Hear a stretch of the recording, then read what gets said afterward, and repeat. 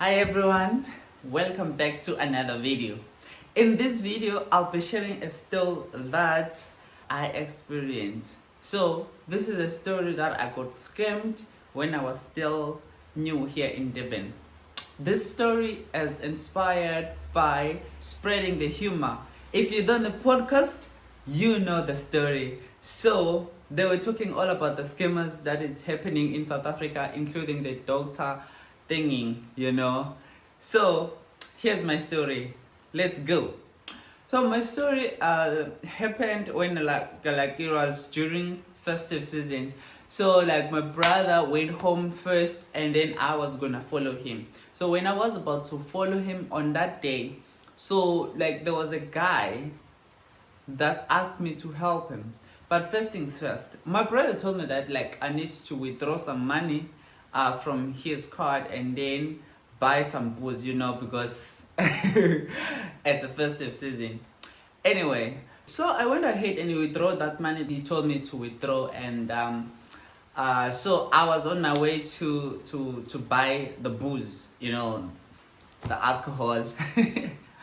Yeah, it was festive season. So obviously I was going to withdraw like a lot of money because back in the rural areas there's no ATMs and stuff. So I was gonna withdraw like some money. Alright, so I'm on my way now to, I think it was around 3,000, 4,000, 5,000, around that, but it was like a lot of money. And mind you, I was just new here in Durban. But anyway, yeah. So I went ahead and then I got to Spar Liquor. So now I'm looking, look, I wasn't not on the queue. I was just standing there, still looking the ones that I'm looking for. Like this 18, what. So I was still looking the one that my brothers told me to buy, While I was looking, this guy came. That's when it all began. So this guy came and then stand next to me. So he just stayed there for like a minute or two, and then he started talking to me. He was like, "Hey dude, can you help me? Like I'm trying to take my things from my sister and take it to the car." I was like, "Huh? Okay.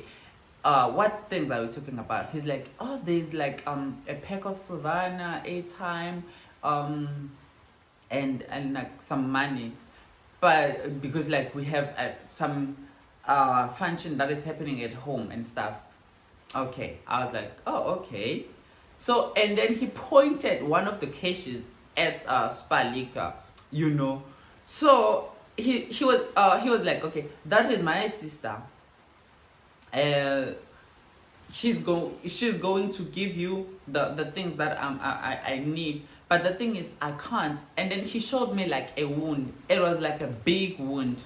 If you guys can see the scar that I have here, it was maybe like around that, because like it was a big wound. So in my thinking, I was like, "Oh, okay, this guy really is not okay." So he was like, "I can't really like lift heavy stuff." So obviously I understand, and I think like everyone can understand. You like to help someone who is in need and stuff. So he was like, "Okay, before you go to my sister and pick up these things, can I go with you and show you the car that you're gonna bring the stuff into?" I was like, oh sure, okay, sure. And then so when you go there, like there is a bus rank slash taxi rank. It's a big rank in Pantown. People know this one. Like there's like a bus section and a taxi section. So it's really a big rank. So he took me to that area. So Spar, you come off from Spar and then you pass that rank all the way to the other side, to other ranks, because like there's a lot of ranks. So he takes me. At first I thought like we are just coming out from Spar and then there is a car there. But now I said like we are really walking, and we are walking toward the bus rank, and we are going through the buses. And then I was like, wait a minute, where are we going? Because I was like, I am now, I'm in a hurry, like my taxes are finishing, you know. So the guy was like, no, it's not far, it's just here in jail. Like, I'm gonna show you the car, and then you're going to take my things from my sister that I showed you. So wait, guys, so when he showed me the sister, I saw like the lady kind of like looked at me. So I was like, okay, so she's agreeing, you know, she is agreeing that this is the brother, you know.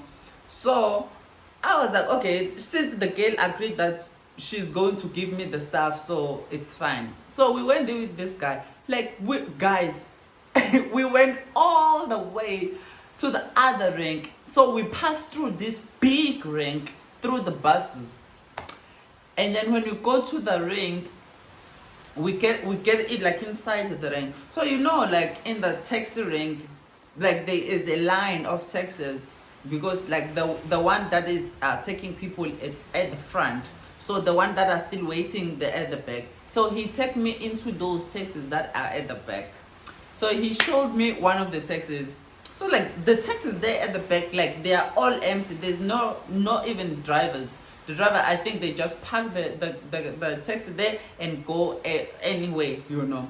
So he showed me like one of these taxis. He was like, okay, this is my taxi. So now he was like, okay, if you don't trust me, you can take the number plates of the taxi and stuff. I was like, oh, okay. But now why would I not trust you? Because like it's just me going and picking your stuff and stuff. But then again, I was like, oh, okay, let me just take the number plate. And then I wrote it down. I wrote the taxi number, and then he was like, okay, you can go, baby. You can go, bro. You'll find me here. I will wait for you here. I was like, okay, sharp. So now when I was like leaving, like when I was maybe like in a big distance, and then he called me. He was like, hey, bro, listen, you know, like you really look like a good guy, but honestly, you know, like we can't trust anyone, you know. So to assure me that you bring my things, because like it's a lot of stuff. It's savannah pigs, but he counted like maybe like 3 kind of pigs, 24 pigs, and also the airtime. So the airtime that he was referring to, you know, those airtimes that they sell in bags so that you can sell it one by one, those kinds. So he was referring to those airtime. So he was like, it's a lot of money. Like if you go with those things, you can get a lot of money from those. So I was like, oh yeah, but I have no reason not to I have no reason to take your stuff, bruh. Like I'm really rushing home, you know. And then he was like, yeah, I trust you, bruh. But to make sure that you come back with my things, just give me your phone. And then when you come back, you will get your phone. I was like, now why are you giving it? He was like, no, Pele. And now he was kind of like, he's blaming me that he can't trust me in a situation like, you know. I don't know how to explain it, but he was kind of like blaming me that he can't trust me. So I have to give him my phone so that he can trust me. So that I was like, oh, okay, no, it's not a big deal. Then I gave him the phone. And then then I went, after I gave him my phone, and then I went, after like a couple of steps, and then he called me again. He's like, yeah, but is this the only phone that you have? This phone like is with nothing. Imagine if you go with this stuff that I'm telling you, they worth like thousands and thousands, but look at this phone. So at the time, like I was carrying just like an old phone from my brother. He borrowed me just so we can get in touch. All right, sharp. And then he says, do you have like anything else that you can maybe like put in with this phone? Because this phone really worth nothing to me compared to the stuff that you are going to fetch. I was like, no, man, I don't have anything. It's just my clothes in my bag and stuff. And then some money to go home. I was like, yeah, how much is that? And then, guys, guess what? I told him exactly the amount I was carrying. Call me stupid, but I did it, guys. So uh, so I showed him the money. Like, I took it out of my pocket. I was like, yeah, this is the money. It's like, it is my brother's. So I was like, yeah, give me. But so let's just say the money was 3,000, and then he was like, okay, maybe like give me 1,000 to mix it with this phone, and then you can go.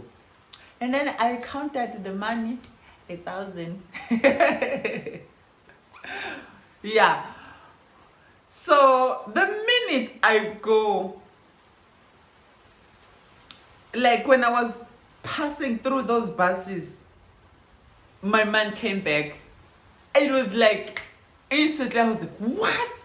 Did I just give you someone the money and the phone? And now when I look back, I can't see him. Now I'm thinking, okay, what should I do? Should I just go back and ask my things? But now he's expecting his things. I was like, what should I do? And then at that point, I knew that something is wrong. Okay, so now I'm laughing because like Zile with his friend, they realized like after immediate like that something is off. So exactly that's what happened to me. After I realized that something is not right here, I ran to Spa. So when I get to Spa, I went straight to the lady. I was like, okay, girl, you can give me the stuff. Your brother is waiting on the car. So give me the stuff. And then the lady was like, what stuff? Guys, the shock that happened in my head, I was like, literally, I was spinning. When she said, what stuff? I was like, no, your brother told me like I should fetch the pack of Savannah, the pack of Heineken, something like that, and the airtime. He's like, what are those things now?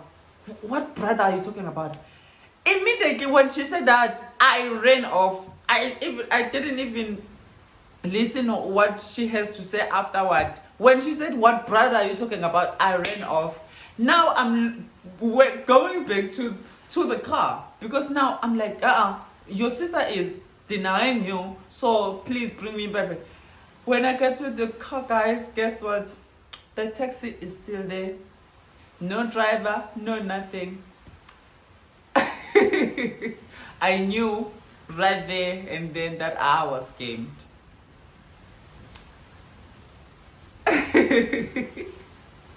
So now I'm standing there, I'm thinking he's gonna show up, you know. I'm waiting, like, and then I saw that like, no man, the guy is no show up. So I went back to the sister. Now, like, I'm explaining this to the sister. I was like, okay, here's the thing. Here's what happened. I was here. And then your brother told me that I would fetch things to you so that, like, I can bring them to him in the car.